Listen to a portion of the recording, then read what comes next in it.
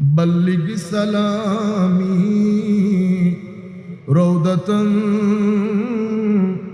फीहन नबीउल मुहतरमी।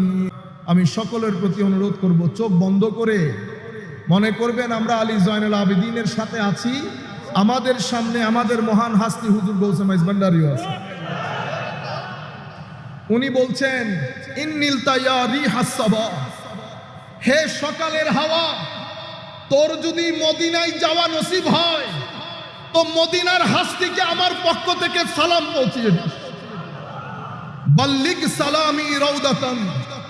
এরপরে উনি বলছেন